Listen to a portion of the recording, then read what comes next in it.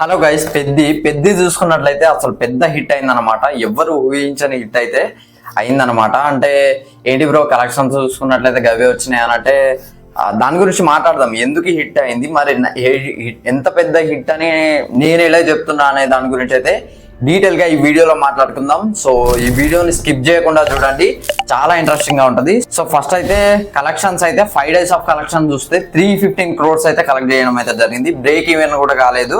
మరి హిట్ ఎలా అట్లా అంటున్నాం అనంటే సరే ఈ 315 వేసుకోండి, 100 crores ఏమో ఓటీటీలో, అవి కూడా లాభమే కదా.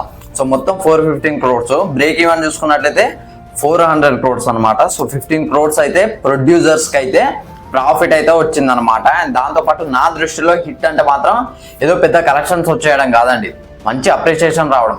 ఇప్పుడు TFI ఫెయిల్డ్ హియర్ అని చెప్పేసి కొన్ని మూవీస్ మనం వేస్తాం. సో ఆ మూవీస్ అన్నీ నా దృష్టిలో హిట్ అయ్యానే, ప్రతి ఒక్క మూవీ.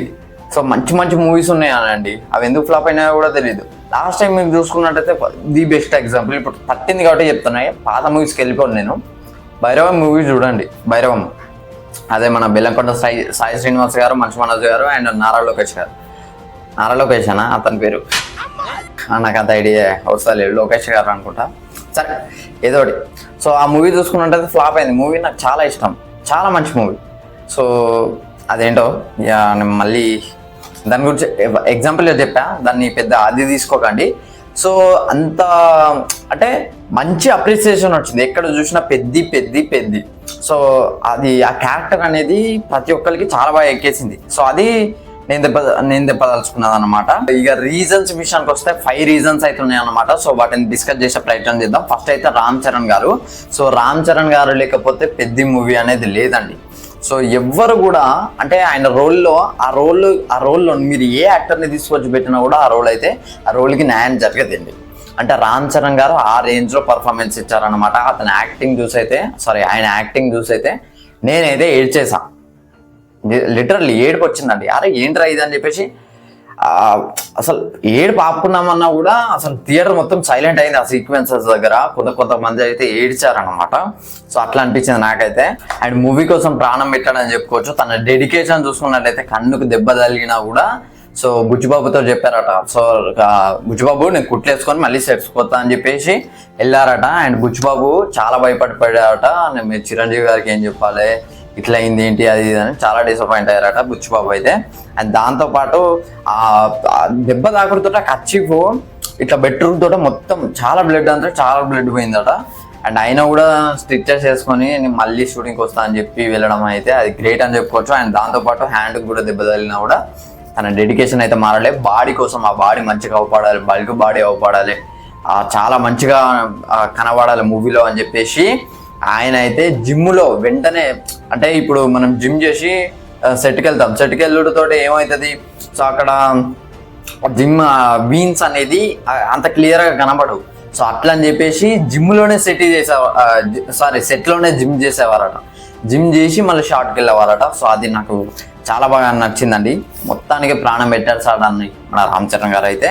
అండ్ సెకండ్ అయితే మ్యూజిక్ అనమాట. సాంగ్స్ అయితే సూపర్ డూపర్ హిట్ అయ్యాయి.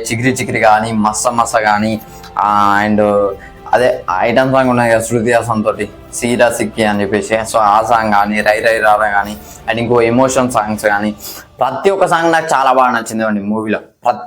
ప్రతి ఒక్కటి ఏఆర్ రెహమాన్ గారు నిజంగా చాలా మంచి సాంగ్స్ ఇచ్చారండి. అండ్ దాంతోపాటు బ్యాక్గ్రౌండ్ స్కోర్ విషయానికి వస్తే అసలు వేరే లెవెల్ అనిపించింది బ్యాక్గ్రౌండ్ స్కోర్ అయితే. ఫస్ట్ అయితే ఎంట్రీ సీక్వెన్స్ అప్పుడు, అంటే మాస్ సీక్వెన్స్ అప్పుడు అయితే చాలా బాగా ఇచ్చాడు. ఎలివేషన్ కానీ ఇవి కానీ. అండ్ ఎమోషన్ పరంగా చూసుకున్నట్లయితే నెక్స్ట్ లెవెల్ అనిపించింది అండి. లిటరల్లీ ఎమోషన్ పరంగానైతే ఆ ఇంటర్వెల్ బ్యాంక్లో అది మనకి పెద్ది గౌరీ నాయుడు దగ్గరకు వస్తా అంటే అక్కడ కానీ ఆ సస్పెన్స్ బీజియం కానీ, అండ్ సెకండ్ హాఫ్లో వచ్చే బీజియం అయితే నాకు చాలా బాగా నచ్చింది. ఎమోషనల్ పరంగా అయితే అసలు వేరే లెవెల్కి తీసుకుపోయాడు. ఇంకో హీరో అని చెప్పుకోవచ్చు, second hero of the film అని చెప్పుకోవచ్చు మన ఏఆర్ రెహమాన్ గారిని. అండ్ బుచ్చిబాబు నెంబర్ 3 అయితే బుచ్చిబాబు అనమాట. స్టోరీ రైటింగ్ కానీ, స్క్రీన్ ప్లే కానీ అసలు వేరే లెవెల్ అనిపించింది. బుచ్చిబాబు అయితే మెయిన్ హైలైట్ అని చెప్పుకోవచ్చు మూవీకి. అసలు తన డెడికేషన్ అయితే వేరే లెవెల్ అనిపించింది. తనైతే ప్రూవ్ చేసుకున్నాడు అనమాట. తనైతే ఇప్పుడు ఎవరు ఆపలేరు. తను ఆ క్యారెక్టర్ని రాసినంతగా, అంటే ఒక క్యారెక్టర్ని అలా కూడా రాయొచ్చు అన్న తీరు అయితే నాకు చాలా బాగా నచ్చింది. ఎవరు రాయరు. సో ఆయన రాశారనమాట. అండ్ నెంబర్ 4 అయితే కాస్టింగ్ అనమాట. సో మెయిన్ కాస్టింగ్ వాళ్ళు యాక్టింగ్ చేయబట్టే ఆ పాత్రలు అయితే మనకు గుర్తుకుండిపోయాయి. రామ్ చరణ్ గారు, నేను ప్రత్యేకంగా చెప్పనక్కర్లేదు. అండ్ జగపతి బాబు గారు అప్పల సూరి క్యారెక్టర్ కోసం అయితే ప్రాణం పెట్టేస్తారని చెప్పుకోవచ్చు అనమాట. సో ఆయన క్యారెక్టరైజేషన్ చూస్తున్నప్పుడు అయితే కళ్ళలో నిజంగా నీళ్ళు తిరిగాడి.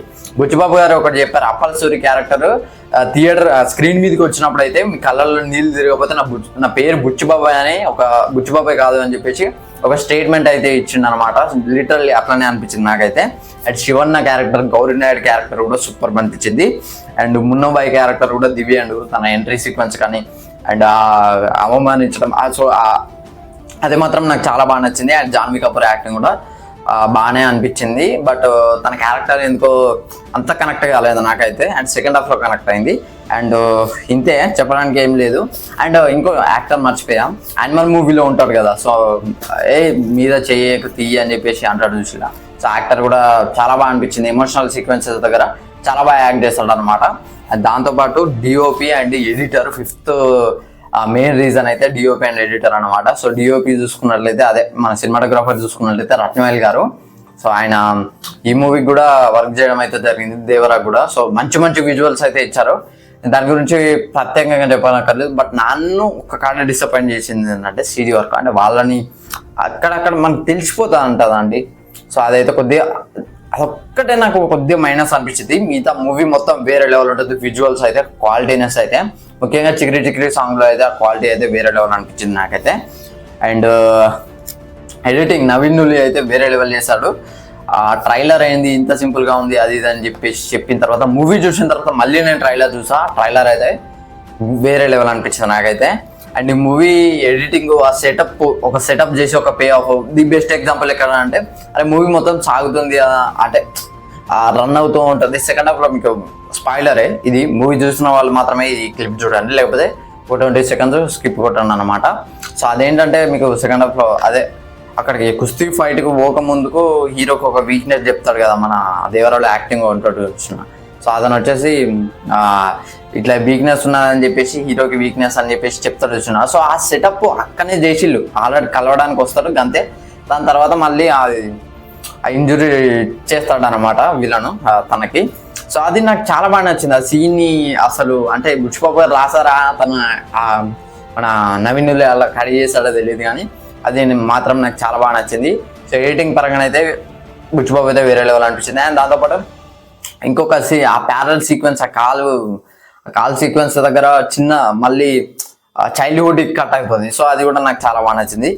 సో ఇవి మెయిన్ 5 reasons అయితే పెద్ద అయితే ఇంత పెద్ద హిట్ కావడానికి అయితే నా దృష్టిలో అయితే పెద్ద అయితే మంచి హిట్ అయితే అయిందనమాట. ఆల్రెడీ బ్రేక్ ఈవెన్ కూడా దగ్గరికి నాకు తెలిసి దగ్గర రావచ్చు, అయిపోయిందని అనుకుంటున్నాను నాకు తెలిసి. అంటే ఓటీటీ ఎట్లా వచ్చింది కదా వీళ్ళకి, ప్రొడ్యూసర్స్ అయితే నష్టపోలేదండి, అది మాత్రం నేను చెప్తున్నా. పెద్ద మూవీకి ప్రొడ్యూసర్స్ ఎవరైతే ఉన్నారో రెడ్డి సినిమాస్ అనుకుంటా, Reddy cinemas and Sukumar writings. So వాళ్ళైతే నష్టపోలేదని నేనైతే బలంగా నమ్ముతున్నా. మూవీ మాత్రం వేరే లెవెల్ ఉంటుంది. ఇప్పటి వరకు చూడని వాళ్ళు కూడా చూసే ప్రయత్నం చేయండి. సో ఇది ఫ్రెండ్స్ ఓవరాల్గా వీడియో అయితే. వీడియో లైక్, షేర్, సబ్స్క్రైబ్ చేసుకుంటే వెళ్ళిపోండి. Thanks for watching.